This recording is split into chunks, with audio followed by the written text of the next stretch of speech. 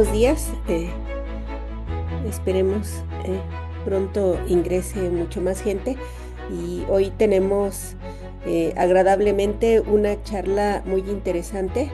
eh, Nos las va a proporcionar el doctor Masao Yamamoto Ramos.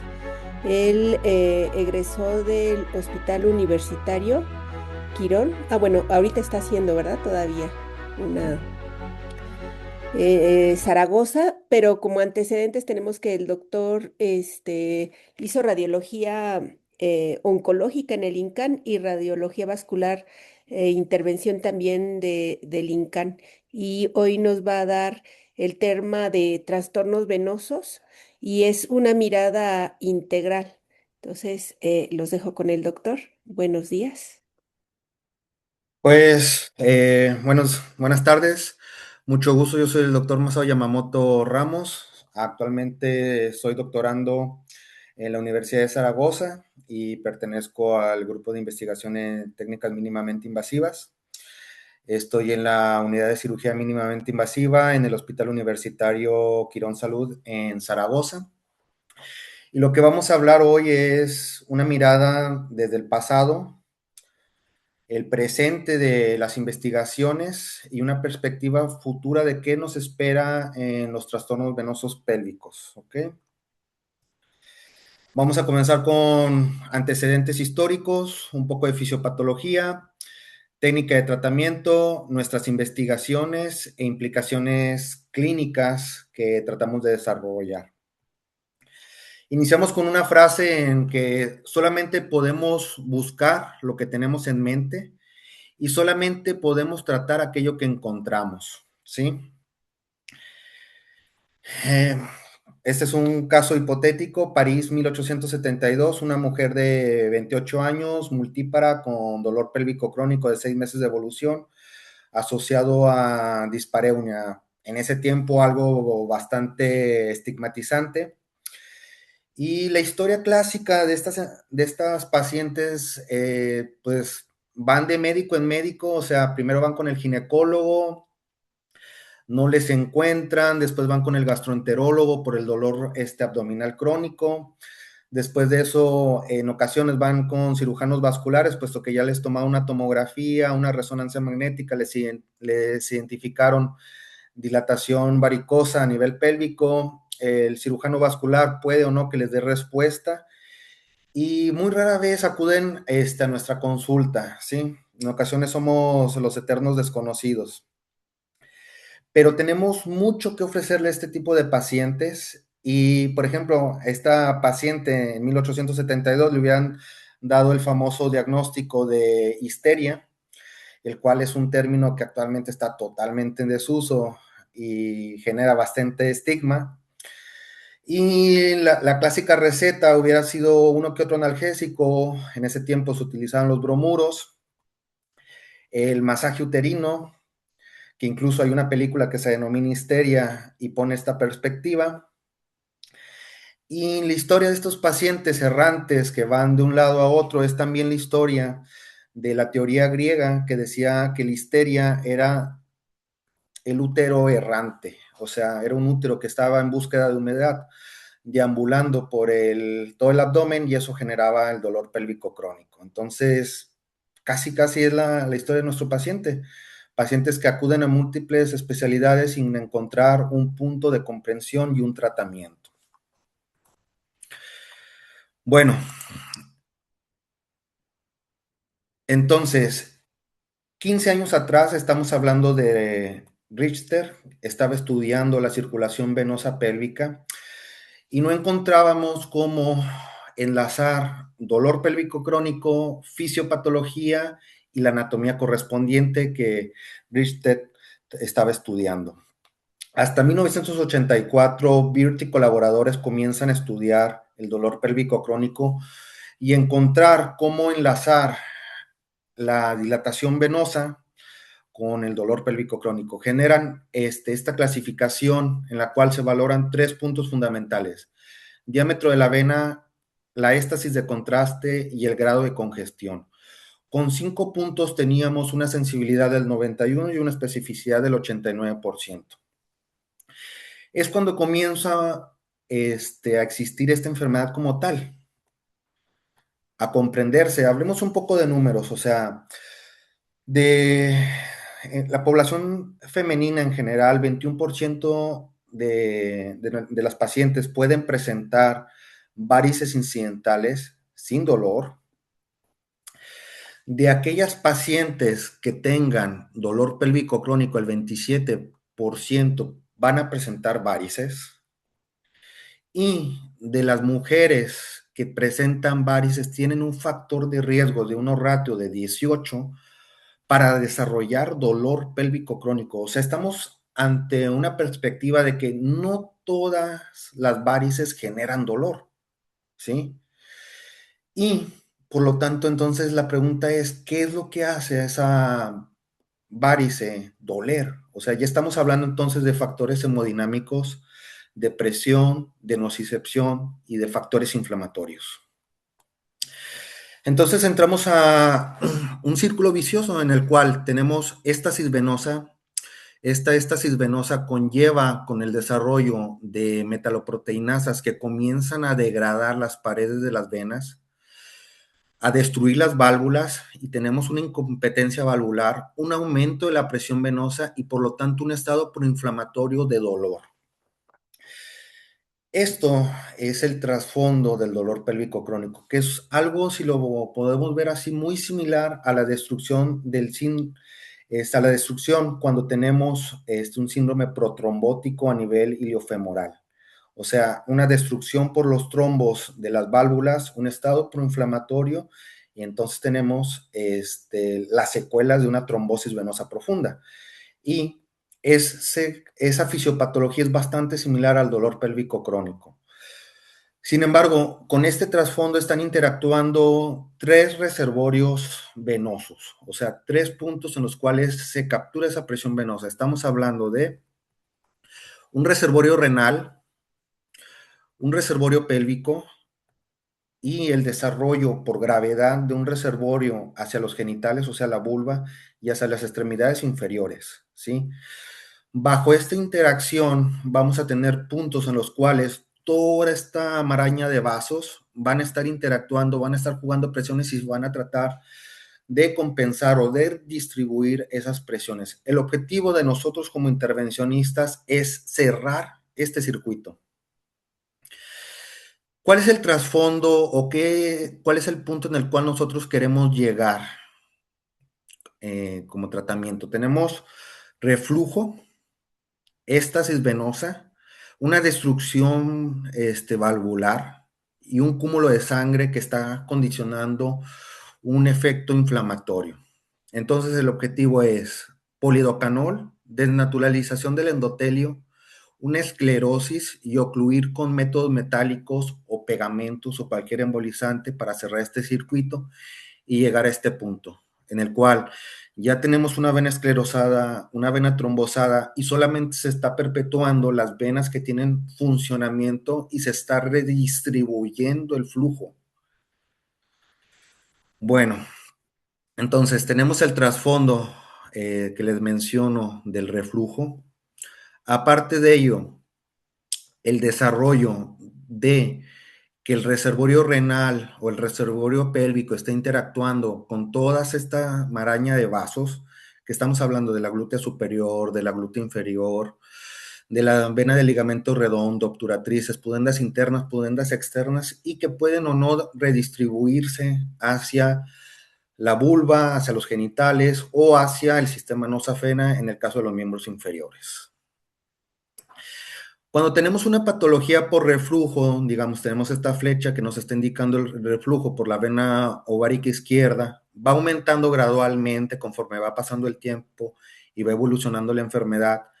Después de eso, se va llenando congestivamente toda la pelvis y hay una redistribución del flujo posteriormente hacia la vulva y hacia el sistema nosafena, hacia los miembros inferiores. Entonces ya estamos visualizando que hay una búsqueda de puntos de escape, una búsqueda de liberación de esa presión. Entonces, cuando, por ejemplo, tenemos patología obstructiva, digamos un cascanueces, en el cual hay un pinzamiento de la vena renal izquierda, esta presión se redistribuye, digamos, hacia el reservorio renal comienza a generar síntomas, nuestro paciente nos refiere dolor en flanco, hematuria, y después de eso comienza una evolución hacia una redistribución de esa presión a través de la vena ovárica izquierda, hacia la pelvis y posteriormente hacia los puntos de escape, hacia el miembro inferior y hacia los genitales. En el caso del May Turner es bastante similar, sin embargo el pinzamiento lo estamos viendo al nivel de la vena ilíaca común y esa se va a redistribuir hacia la pelvis y hacia el miembro inferior generando síntomas, ¿ok? O trombosis. Pero hay algo de que estos últimos años se ha desarrollado y es el fenotipo. O sea, hablar de si el patrón está compensado o no compensado. En el caso, por ejemplo, de trastornos iniciales, la hiperpresión pélvica se está capturando a nivel pélvico.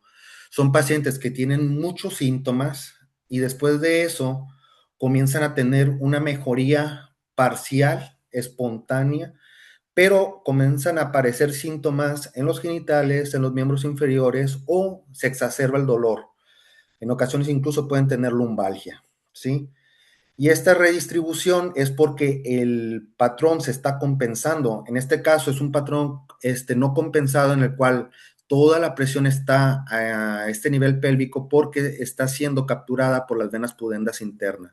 A diferencia de este patrón que ya incluso puede que tenga síntomas agregados y ya estamos observando una maraña de vasos que está comunicando los síntomas pélvicos ya con síntomas en extremidades inferiores y aparte perpetuando a través de múltiples vías de escape, ¿sí? Entonces, este es un patrón compensado. Es importante que nosotros desde un principio comencemos a visualizar el paciente que está compensado porque es un paciente que va a ser más complejo tratarlo. El síndrome nos quedó pequeño y iniciamos primero con un síndrome de congestión pélvica, un May Turner, un cascanueces, pero comenzamos a observar cómo se confluenciaban los síntomas, se confluenciaba la fisiopatología. Después de eso, una era anatómica en el cual ya comenzamos a desarrollar la fisiopatología, qué venas estaban implicadas a desarrollar un tratamiento. Y en la época de hemodinámica ya estamos hablando de una mayor comprensión del fenotipo de compensación y no compensación. Pero si tenemos una enfermedad que es relativamente compleja, bueno, hay que desarrollar una clasificación en la cual nosotros tratemos de desarrollar un mismo lenguaje.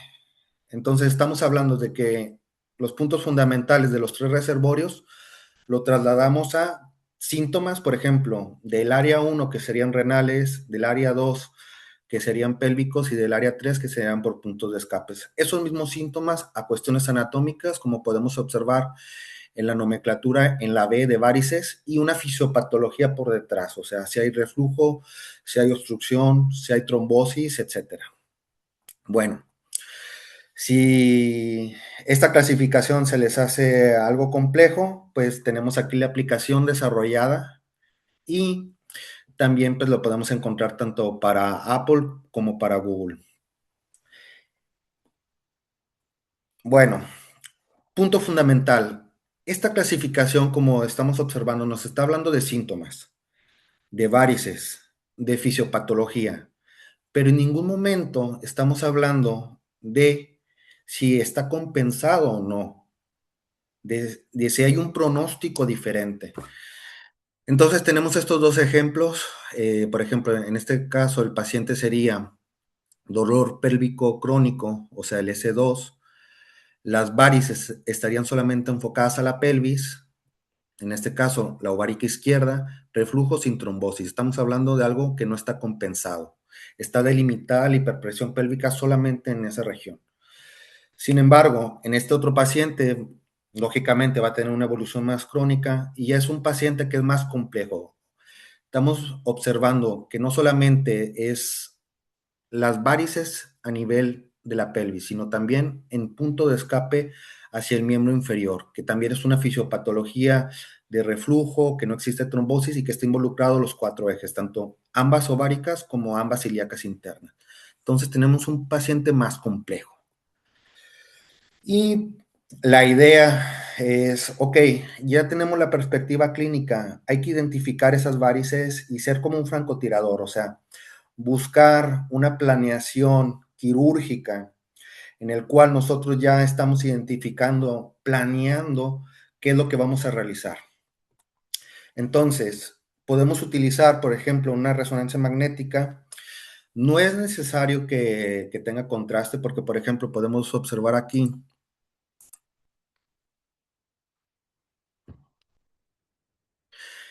Es una densidad de protones, o sea, un T2 con FAT-SAT, y las venas están hiperintensas, las que tienen éstasis, y perfectamente las estamos visualizando sin contraste.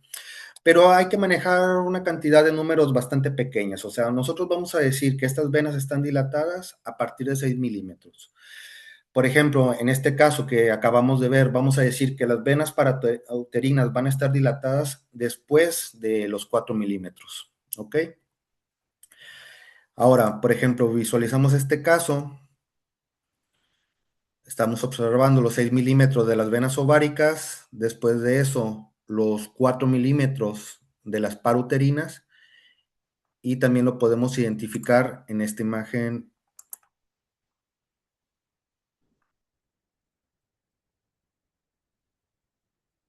en coronal, en el MIP.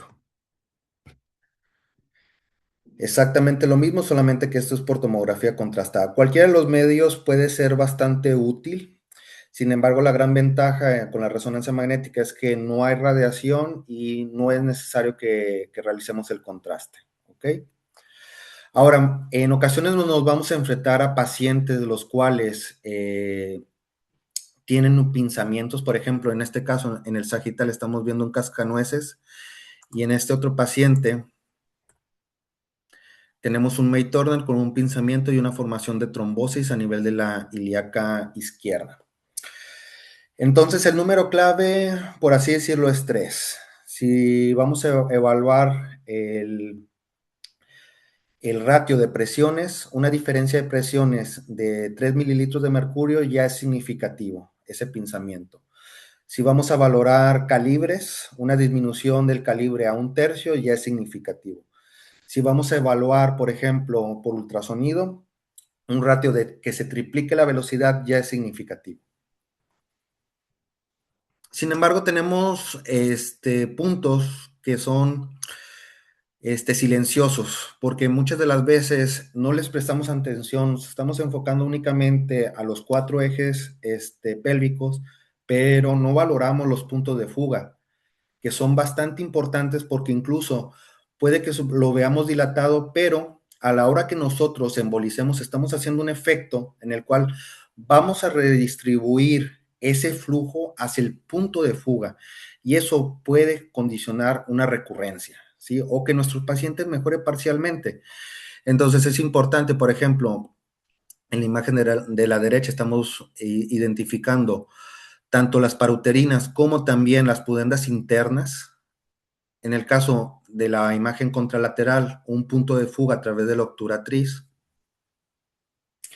Y por ultrasonido es lo de cualquier varice, o sea, la vena se encuentra dilatada, el reflujo es significativo a partir de 1 segundo, pero vamos a utilizar los 3 traductores. O sea, si por ejemplo vamos a valorar las venas ováricas, es muy fácil identificarlas como si estuviéramos buscando un uréter por delante del psoas, ¿sí? Y la misma medición, lo del reflujo que ya mencionamos del segundo. En el caso, por ejemplo, de las paruterinas, es mejor explorarlo con el ultrasonido transvaginal. Y, súper importante, para los puntos de fuga, vamos a utilizar el lineal, pero sobre todo, recordar que somos clínicos y hay que valorar en la exploración física intencionadamente esos puntos de fuga. Entonces, por ejemplo, en el caso de las venas pudendas externas, los vamos a identificar a nivel de los labios mayores, ¿sí? Si nosotros queremos identificar las venas del ligamento redondo es casi muy similar a valorar una hernia inguinal indirecta, o sea, lo vamos a buscar a nivel inguinal. Y súper importante, muchas de las veces las pudendas externas comunican a través de venas varicosas por la cara posterior y medial del muslo, ¿sí? De pudenda externa pasa a ramificaciones que no son el sistema safena habitual, o sea, son varices no safena, ¿ok?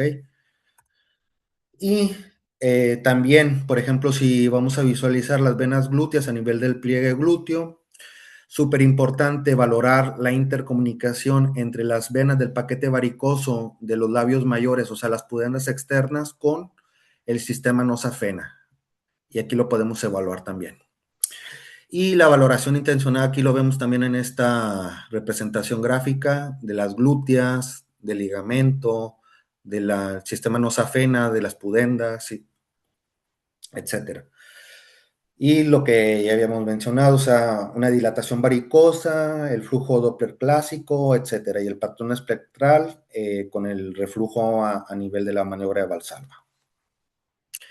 Bueno, el objetivo no es solamente tratar a las venas que estén dilatadas, sino el objetivo es cerrar un circuito hemodinámicamente patológico que se puede perpetuar. El procedimiento lo vamos a realizar con una sedación leve. El abordaje que normalmente nosotros utilizamos es el yugular interno. También se puede utilizar por vía femoral. Sin embargo, pues ya ahí utilizaremos, por ejemplo, un catéter Cobra, los catéter curva reversa, etcétera. Si utilizamos un abordaje por yugular interna, es un acceso bastante habitual que realizamos, o sea, es el abordaje de un catéter venoso central. Y las curvas las tenemos a nuestro favor, tanto para tomar y explorar la ovárica izquierda como la derecha, como las ilíacas, ¿ok?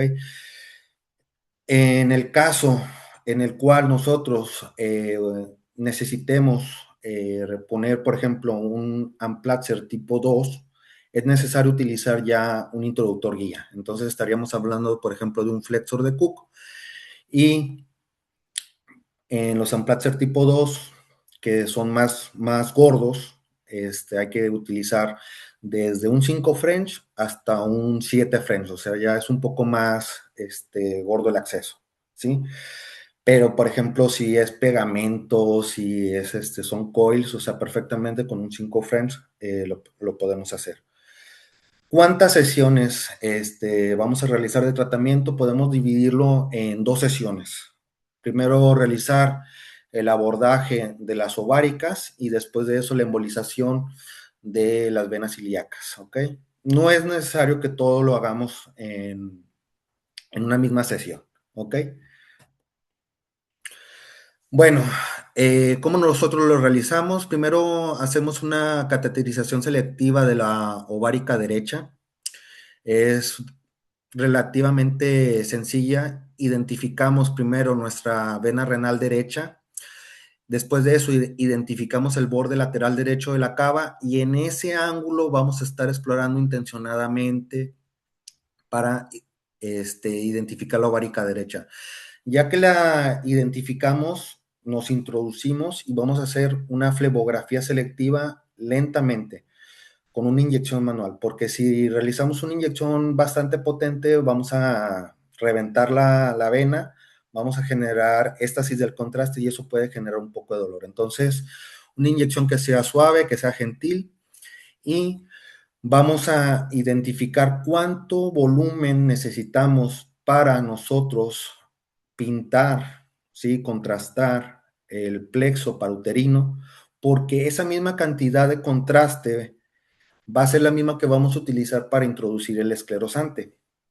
Entonces, si ya más o menos estamos calculando un volumen, vamos a ese mismo volumen a hacerlo en esclerosante, ¿sí? La vena que podemos tener un poco más de dificultad es la ovárica derecha, pero con estas referencias anatómicas ya es un poco más sencillo, sobre todo si está dilatada. Después de eso, la vena ovárica izquierda, tomamos la vena renal izquierda, nos bajamos a la vena ovárica izquierda y lo mismo.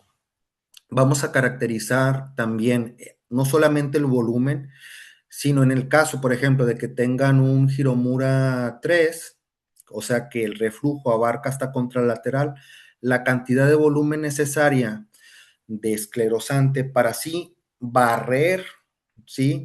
Esclerosando todo el lecho uterino hasta contralateral, ¿ok?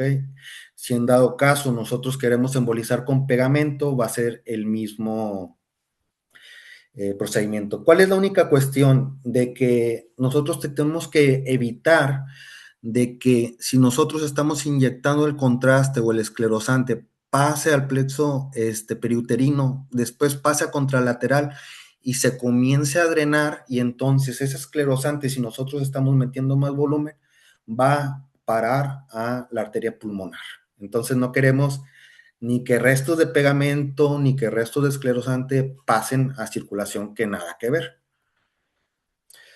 Bueno, en el caso de las venas hipogástricas, podemos utilizar un pigtail cuando tenemos dificultades para identificar la vena ilíaca interna, lo colocamos a nivel de la ilíaca común, hacemos un 25, o sea, 20 mililitros de contraste, 5 mililitros de caudal, y entonces el reflujo nos va a delimitar la ilíaca interna, ¿sí? Ahora, ya que tenemos la ilíaca interna, nos vamos a enfocar hacia la rama anterior. El objetivo no es tocar la rama posterior, porque en la rama posterior nos vamos a topar con las glúteas. Si nosotros metemos esclerosante o metemos coils o algún plug, va a estar rozando con el plexo ciático y eso le va a generar un síndrome piramidal a nuestra paciente o una lumbociatalia, ¿sí? Entonces, todo es enfocado hacia las ramas anteriores, ¿sí? Y muchas de las veces nos podemos encontrar esto, o sea, estamos explorando las ramas anteriores de la ilíaca interna y encontramos algún punto de fuga, por ejemplo, en este caso es de ligamento redondo, vemos cómo es a nivel inguinal, ¿sí?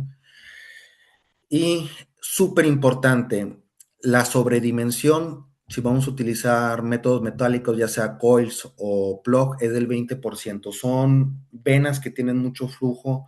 Si no sobredimensionamos adecuadamente, el material nos va a migrar y va a parar a la arteria pulmonar. Entonces, es bien importante que tengan un buen anclaje y la sobredimensión del 20% nos va a ayudar bastante, nos va a dar seguridad. Bueno, el reflujo por flebografía, estamos hablando de que principalmente vamos a tratar el Hiromura 2 y 3. El Hiromura 2 es cuando inyectamos contraste en Valsalva y el reflujo llega hasta el plexo periuterino. En el, en el Hiromura 3 no solamente es ipsilateral el reflujo, sino hasta contralateral, ¿sí? Y estos, tanto en la imagen B como en la C, son los que nos vamos a enfocar en el tratamiento. ¿Cuántas venas vamos a embolizar? Hay diferentes escuelas. Nosotros preferimos la embolización de los 4 ejes. ¿Por qué? Porque ya lo ha descrito Amor y colaboradores. Si el epicentro de nuestra enfermedad es el útero, tanto las hipogástricas como las ováricas están confluenciando en el útero y es un círculo vicioso de dilatación, de conexión entre vena con vena. Si nosotros solamente cerramos 2 ejes, vamos a perpetuar y a redistribuir esa éstasis y reflujo hacia otras venas. Lo siguiente puede ser una duda bastante práctica, es, ok, entonces me estás diciendo que vamos a hacer una deprivación venosa, y entonces, ¿a dónde va a parar el drenaje venoso? Bueno, pues vamos a verlo. Entonces, aquí tenemos un caso en el cual embolizamos con plug los 4 ejes. Como verán, se reactivó una colateral venosa pudenda interna, que también embolizamos, y al nosotros tener esa deprivación venosa, por así decirlo, de las ramas anteriores, el flujo comienza a pasar hacia el plexo presacro y del plexo presacro hacia la cava. Entonces vemos perfectamente dónde se va a redistribuir el flujo venoso pélvico. Este es otro paciente en el cual muchas de las veces esto es lo que nos damos cuenta de que ya embolizamos todo y el flujo venoso busca su camino y lo busca a través de puntos de escape. En este caso es un pudendo interno y pudendo externo. Bueno, en cuestión de materiales, Hay muchas escuelas, o sea, por ejemplo, los franceses optan más por pegamentos, los ingleses por coils, en España se utiliza mucho plug y polidocanol, sin embargo, no hay una superioridad de un material frente a otro. Si, por ejemplo, vamos a utilizar esclerosante, podemos utilizar polidocanol al 2%. Por cada mililitro de polidocanol, 4 mililitros de aire y un poco de contraste. Si vamos a utilizar pegamentos, por ejemplo, cianocrilato, hacemos una dilución 1,6 con lipiodol. Si vamos a utilizar Onyx, o sea, ¿cómo se llama? El squid también, utilizamos ya sea el 18 o el 12. Y así, en dado caso es algo muy proximal, podemos utilizar el Onyx 34. Y como podemos observar, la evolución es bastante similar en todos los pacientes. La mejoría lo estamos viendo alrededor del tercero y del primer mes, y después de eso una estabilidad relativa de la enfermedad. ¿Ok? No hay una superioridad en preferencia de un material frente a otro. Bueno, lo que estábamos hablando, si vamos a utilizar esta Amplatzer tipo 4, que es ¿sí? Vamos a utilizar un catéter 4 o 5 French. Estos principalmente lo utilizamos para las ováricas. Para venas más gruesas, necesitamos un plug tipo 2, y ya estaríamos hablando de calibres más potentes, o sea, de un 4 a un 7. Y aquí sí necesitamos, por lo tanto, el introductor guía. Aquí tengo un Amplatzer tipo 4, bastante pequeño, y como verán, es bastante flexible, ¿sí?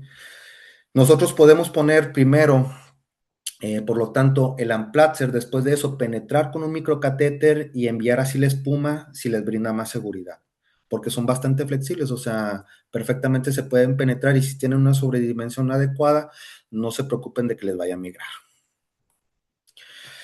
¿Qué otra ventaja tienen los Amplatzers? Pues son pacientes jóvenes, entonces van a necesitar sí o sí alguna tomografía, ya sea cuando estén más viejitas, etcétera. Y si nosotros utilizamos coils, va a generar mucho artefacto, o sea, como podemos observar. A diferencia del plug, que genera muy poco artefacto. El coil sí va a generar más artefacto metálico, y eso puede limitar las opciones de los pacientes a futuro. Bueno, en cuestión de rapidez y radiación, el procedimiento es muchísimo más rápido con el plug, hay menos radiación, y eso es una ventaja. En cuestión de evolución, la evolución es bastante similar. Este es un estudio que realizamos cuando comparamos coil versus plug, y podemos observar que tanto el dolor como los síntomas asociados tienen una evolución bastante similar. La diferencia principal es en el precio, o sea, es una diferencia como de alrededor de 500 euros a favor del plug. Complicaciones, si no hacemos una sobredimensión adecuada, principalmente en los ejes pélvicos, ilíacos, hipogástricos, nos puede migrar el material. Entonces, esto se ha descrito entre el 1.1 y 1.9% de los pacientes. Son pacientes que son jóvenes, entonces, tanto la reserva pulmonar como la reserva cardíaca es bastante potente. Muchas de las veces son hallazgos incidentales que encontramos en el primero o en el tercer mes, y la paciente está asintomática. Sin embargo, sí es bastante llamativo, o sea, identificar esta imagen de que nos migró material. No es lo ideal. Si llegara a pasar un caso así, pues simple y sencillamente se recupera con un catéter lazo. Como podemos identificar, aquí se recupera un coil. Este es un paciente, o sea, aquí vemos el cierre de los 4 ejes, y pequeño detalle, nos falta un plug. Y es el plug de los tipo 2. Aquí lo podemos identificar, y aquí lo encontramos en una tele de tórax. Entonces, lo capturamos con un lazo, y se acabó. Entonces, Puede pasar eso de la migración, normalmente son pacientes que están asintomáticos, la reserva cardíaca es bastante buena, la reserva pulmonar también es bastante buena, entonces no va a generar mucho síntoma, pero sí es bueno ir por eso. Esto también se ha descrito en pacientes que hacen embolización de varicocele. Si utilizamos pegamento y no metemos una cantidad prudente y nos sobrepasamos, pasa lo que les estaba mencionando del paciente con el Hiromura 3. Va a ir migrando el material esclerosante, va a pasar por las venas periuterinas, se va por la contralateral y ese pegamento va a parar aquí, en el pulmón. Entonces, tratemos de evitar esas situaciones. Bueno, solo se trata lo que se encuentra. Entonces, estamos caracterizando completamente el sistema hemodinámico antes de tratarlo, porque tenemos un problema de que existe una recurrencia o evoluciones en las cuales tenemos respuestas parciales de entre el 6 y el 31.8%. Este problema en el cual los pacientes no mejoran muy bien y no podemos decir, no, es que la paciente está mal, etcétera, o tienen un trasfondo psicológico, no. Hay que buscar la solución a esto. Entonces, vemos series en las cuales, por ejemplo, Ashuto menciona de que no mejoran sus pacientes en un 53%, y la pregunta es, entonces, ¿qué estamos haciendo mal? Tenemos ahora un modelo hemodinámico contemporáneo en el cual identificamos que todo paciente que cerramos los 4 ejes hay un efecto y hay una redistribución del volumen que puede condicionar síntomas después de una involución exitosa. Y por lo tanto, la hipótesis que actualmente estamos investigando y que estamos por publicar es: ¿qué componentes de la clasificación SBP puede predecir a qué pacientes no les va a ir tan bien? Van a tener una evolución parcial del dolor, ¿sí? Una mejoría parcial del dolor, ¿sí? Entonces, el objetivo es determinar si las varices por puntos de escape, o sea, las B3A, las B3B, B3A es hacia genitales y B3B es hacia los miembros inferiores, pueden predecir un riesgo de recurrencia o pacientes que necesitamos ser más intensos en el tratamiento.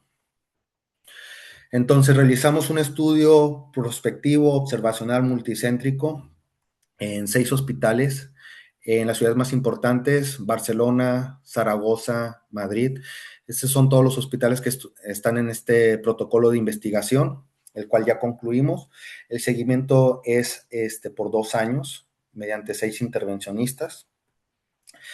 ¿Y cuáles fueron los criterios de selección? Bueno, pues el dolor pélvico crónico clásico, pacientes con un Hiromura 2 y 3, el, las medidas que ya mencionamos, tanto por ultrasonido como por resonancia por tomografía. Nosotros nos enfocamos más hacia ultrasonido, que es lo más práctico. Y la exclusión, uso de materiales que no fueran coils, plug o polidocanol, un seguimiento menor a 2 años y que tuvieran otra patología que condicionara un dolor pélvico crónico, ya sea tumoraciones benignas o malignas. Cuestiones tan comunes como una adenomiosis también nos puede dar dolor pélvico crónico, pero pues esas las descartamos. El seguimiento fue tanto clínico como por ecografía. Los criterios ecográficos, los que ya mencionamos, los criterios clínicos, los que ya describí, y lo más importante, cuando nosotros mencionamos o caracterizamos o activamos el protocolo de recurrencia, si el paciente aumentaba un punto en el EVA, si los síntomas asociados persistían, le hacíamos un ultrasonido y después una flebografía diagnóstica en búsqueda de esos puntos de fuga. Entonces, ok, valoramos los 3 reservorios: el reservorio renal, el reservorio pélvico, el reservorio de los puntos de escape que corresponde a la zona 3, y hacíamos una embolización ya sea de cateterizando la vena que estuviera varicosa a nivel del miembro inferior o a nivel de la vulva, o una embolización lo más distal posible hasta llegar al punto de escape, como son los ejemplos anteriores, mediante coils y etoxiclerol. Entonces, aquí estamos una exploración de una pudenda interna, una exploración de una pudenda interna con punto de escape también hacia pudenda externa, una obturatriz, una glútea. Fueron 267 pacientes los que se reclutaron, de los cuales excluimos a 23, nos quedamos con 244, y aquellos que cumplieron el criterio de mejoría parcial o de recurrencia fueron 117. ¿Cuáles son las características de nuestra corte? Mujeres con una edad media entre 38 años, más de un parto en un 90.6%, con un dolor de alrededor de 7.6%, con un punto de fuga B3B, o sea, hacia los miembros inferiores en 75%. La gran mayoría presentaba reflujo, solamente 22 presentaron obstrucción compensada, y el patrón dominante fue el dolor pélvico crónico, con varices pélvicas, con punto de escape hacia la pierna, con afección de los 4 ejes, reflujo sin trombosis. Independientemente de los síntomas, de las varices, si es obstrucción o reflujo, o si tenían o no trombosis, la evolución era bastante homogénea, con una mejoría al primer mes y una estabilización en los meses subsecuentes, y una mejoría del CEAP. Una cuestión bastante interesante es la ventana de recurrencia que nosotros identificamos fue entre el tercero y sexto mes, con un 75% de las recurrencias, y al año alrededor del 80% de los pacientes recurrían también. Entonces aquí vemos nuestra ventana entre el tercer mes y el sexto mes, es cuando se dispara la recurrencia, principalmente en el sexto mes. Punto interesante, esta es una gráfica de Kaplan-Meier. Vemos que las pacientes que tienen varices en las piernas recurren muchísimo más que las pacientes que no tienen varices en las piernas. O sea, estamos frente a un fenotipo compensado versus uno no compensado. Ahora, ok, ¿y qué pasó con el resto de las variables? Estamos hablando de síntomas, de las varices, de la fisiopatología. ¿Cuál de ellas puede predecir recurrencia? La única que nos salió significativa fue la presencia de punto de escape, en este caso el B3B. Ahora, ¿cómo se puede eso traducir en cuestión de tiempo? Riesgo relativo a los 6 meses de 5, a los 12 meses 2.3 y a los 2 años de 2.5. Hacemos una regresión logística y encontramos que el riesgo de desarrollo de recurrencia, en este caso, es de un ratio de 16. Ahora, ok, tenemos los 117 pacientes, se trataron. ¿Qué fue de ellos? Bueno, los que recurrieron a los 3 meses, ¿sí? Porque aumentó el VAS a un 4.6, tuvieron una mejoría después de la reintervención. Pasa el mismo comportamiento a los del sexto mes, a los del año. Sin embargo, los que se trataron posteriormente del primer año, ya la mejoría ya es más parcial, o sea, no hay una diferencia estadísticamente significativa. O sea, estamos hablando de que es 1 de dolor, 2 de dolor, y no hay una variabilidad muy, muy amplia. Bueno, entonces, ¿qué es lo que pasa? ¿Cómo podemos evaluar esto? Si tenemos un paciente con un fenotipo, o sea, en el cual la hiperpresión, los síntomas solamente se están enfocando a una sola área, o sea, el dolor pélvico, que todavía tiene venas competentes que delimitan la hiperpresión en este punto, este es nuestro circuito de acción. Si nosotros embolizamos los 4 ejes y tratamos el lecho, ya se acabó, o sea, cerramos este circuito de hiperpresión pélvica. No va a haber comunicación hacia otro reservorio. Entonces, por lo tanto, si ya lo caracterizamos, ¿cómo podemos traducir nuestros hallazgos estadísticos en actividad del consultorio? Pacientes que tengan un fenotipo sin puntos de escape, podemos ser más laxos y hacer un control valorando el primer mes para ver qué tanto mejoró, el sexto mes realizar un ultrasonido transvaginal. Si nuestra paciente no tiene puntos de escape ni nada, la podemos descartar. Hay un bajo porcentaje de que recurre ese paciente.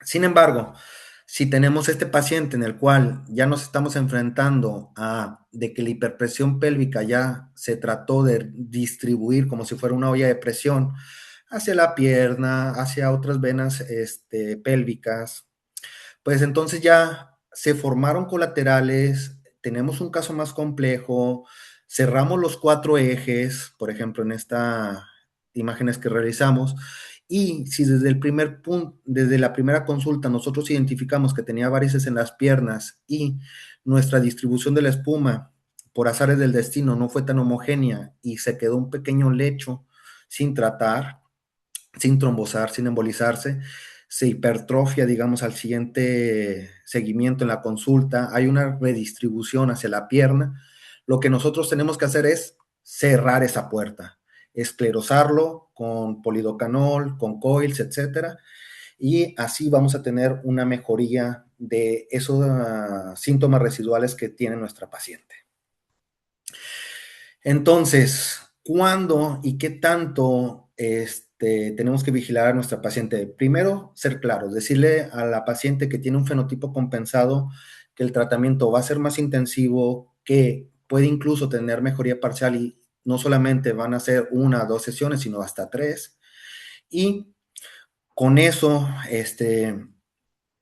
bueno, paramos las antenas y decimos, ok, la ventana de recurrencia va a ser entre el tercero y el sexto mes alrededor y la vigilancia va a ser hasta el año.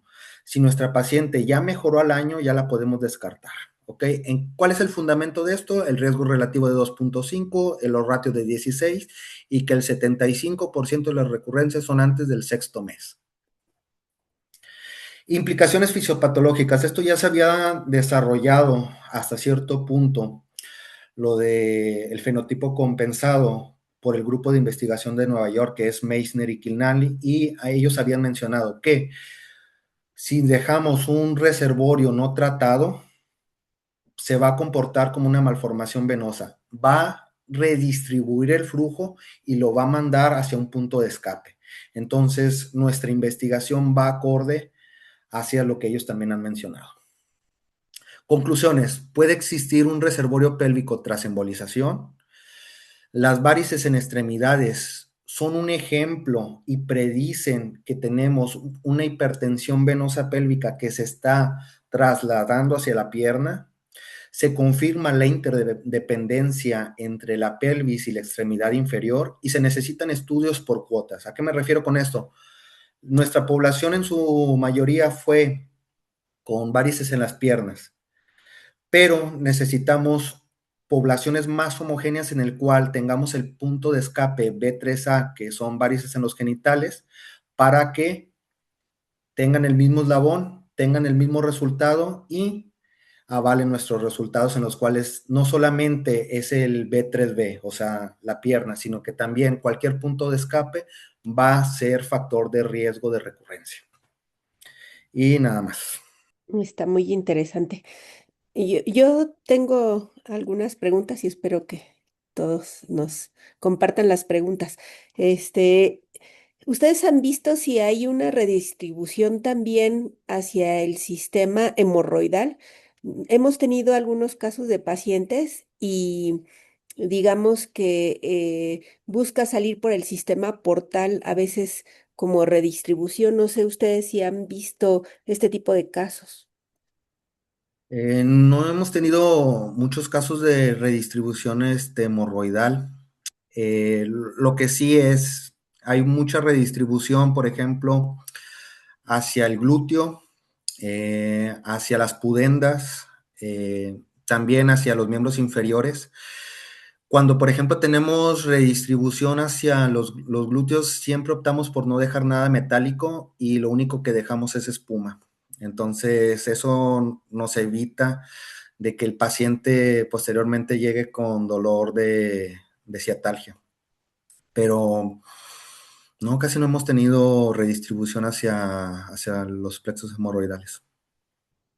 Sí, de hecho, bueno, en esta semana Tuvimos una paciente con un caso interesante, tenía un complejo tubovárico. Ujú, Y el cirujano llegó porque pues nos comentó que tenía abscesos de difícil pues tratamiento. Ya les habían drenado 3 ocasiones los abscesos, y los abscesos estaban con distribución pues no uniforme, digamos, en toda la glándula hepática. Pero ya buscando y viendo la tomografía vimos que era un complejo tubovárico y que ujú. pues estaba haciendo émbolos sépticos hacia la glándula hepática, ¿no? Y viendo justamente cómo se colocan pues estas oclusiones, digo, cómo a veces se puede reactivar, y veo que sí, el plexo sacro pues también es una forma, pero sí hemos tenido nosotros casos de esos. Lo otro es que hemos tenido pacientes con May Turner, y Ujú.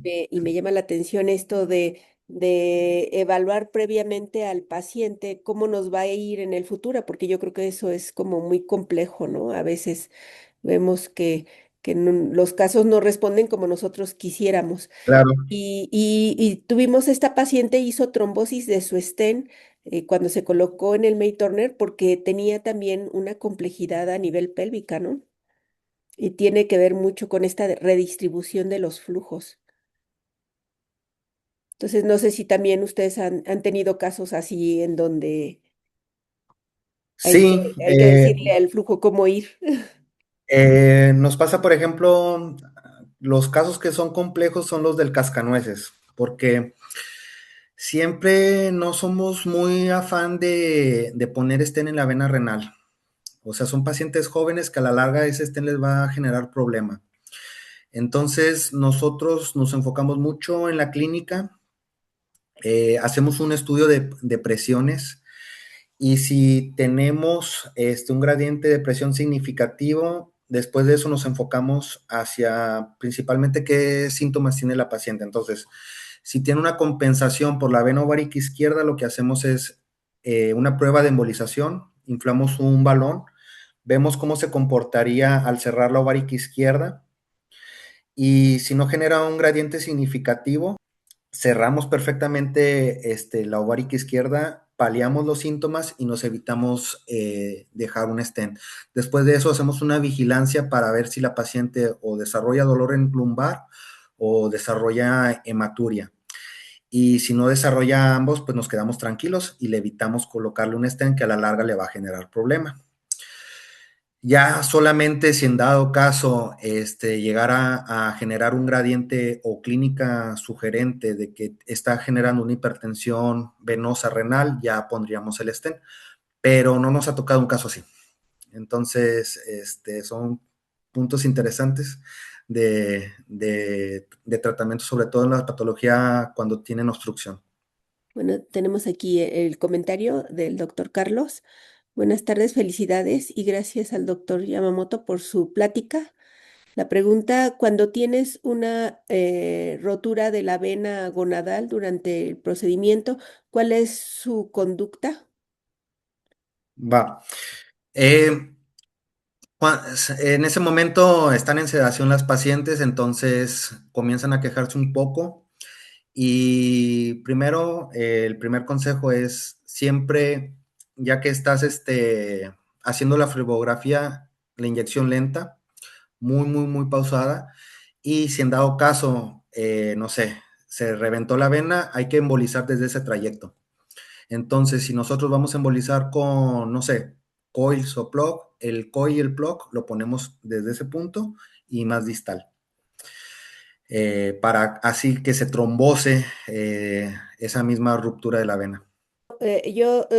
Cuando tienen alguna trombosis en algún lugar indeseado, como por decir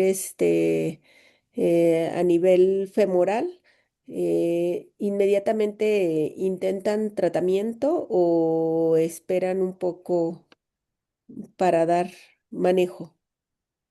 Por ejemplo, las trombosis que generan más síntomas son las del sector iliofemoral. Entonces, sobre todo por evitar que ese paciente tenga síndrome postrombótico, aspiramos el sector iliofemoral. Los pacientes que tienen trombosis solamente, por ejemplo, en femoral superficial y en femoropopliteo, a menos de que sea un paciente muy joven, lo aspiramos y no lo dejamos con Clexane o con Rivaroxabana dosis terapéutica.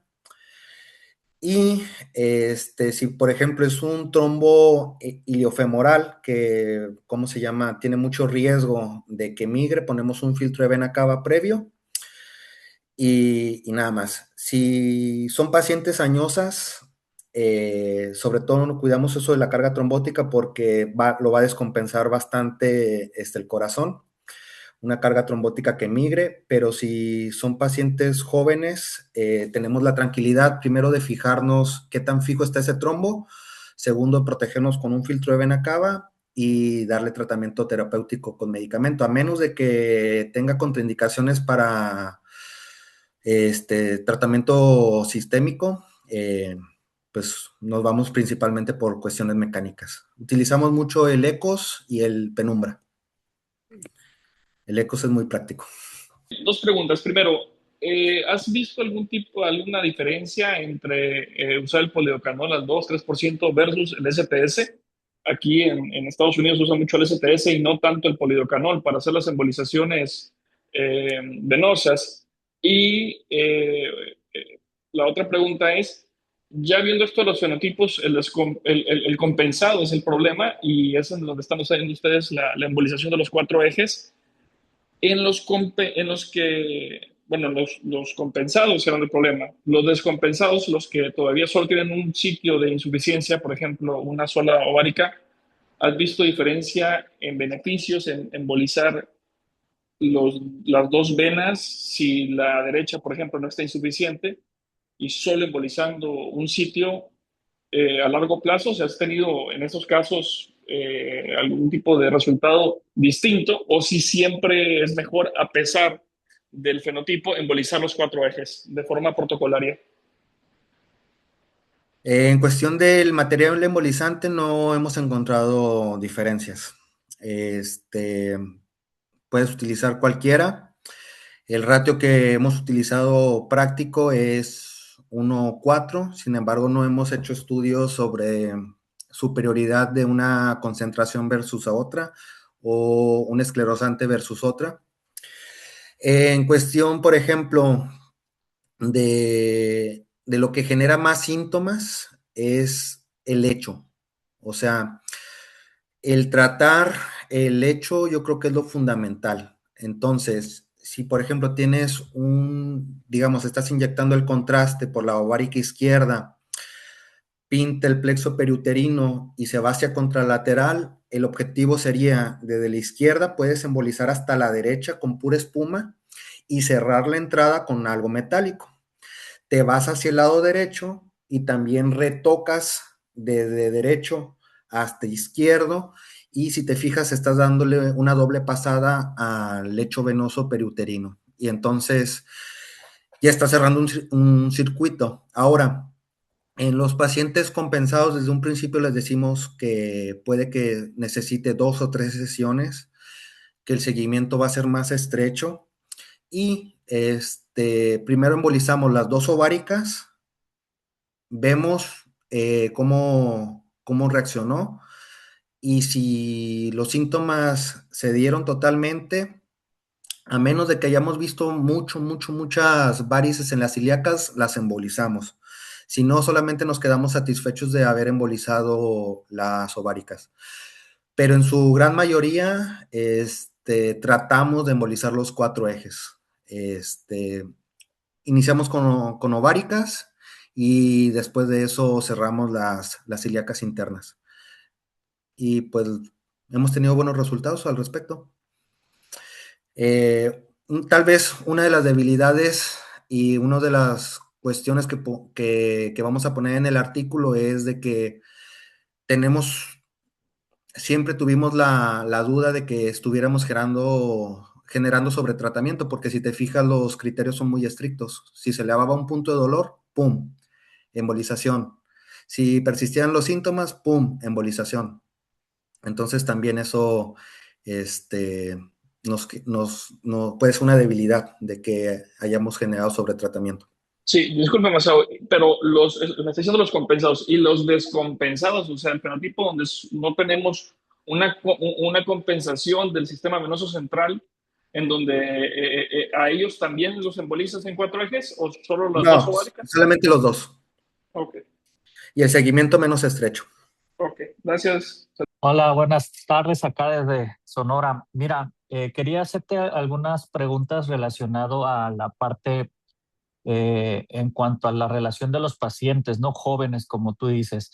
En la parte de los pacientes que toman algún tipo de medicamento anticonceptivo, ¿han habido alguna recurrencia en especial en ellos o les suspenden tratamientos si se están con alguno de ellos tomando estos medicamentos cuando se hace este tipo de procedimiento?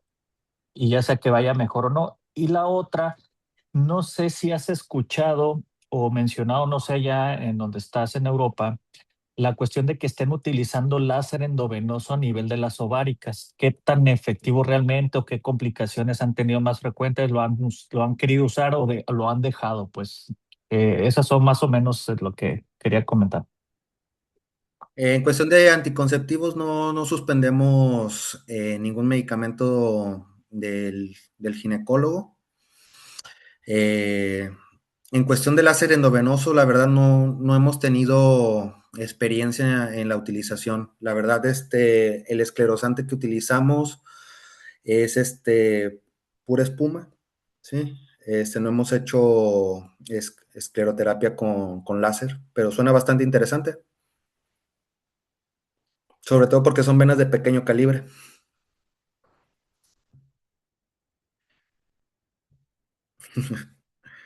Pues la verdad es que a mí me gustó mucho el tema, doctor. Muchas gracias, doctora. Siempre hace que pensemos en más cosas que hacer, ¿no? Y de verdad yo creo que el comportamiento a veces pensamos que es como muy fácil manejar este tipo de pacientes y lo malo es eso, los que te ponen de reto, ¿no? Entonces muchas gracias y espero que a todos les haya servido como a mí y gracias también por su tiempo. Gracias, doctora, y gracias a todos. Muchas gracias. Muchas Hasta gracias por la luego. invitación. Gracias, gracias.